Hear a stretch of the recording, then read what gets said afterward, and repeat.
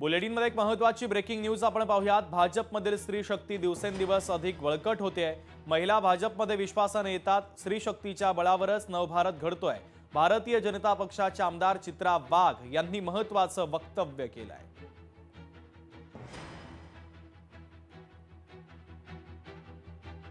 भारतीय जनता पक्षातली स्त्री शक्ती अधिकाधिक मजबूत होताना दिसतेय। केंद्र असो वा राज्य, महिला आणि महिला नेत्यांना भारतीय जनता पार्टी सुरक्षित, विश्वासार्ह आणि संधी देणारा वाटतोय।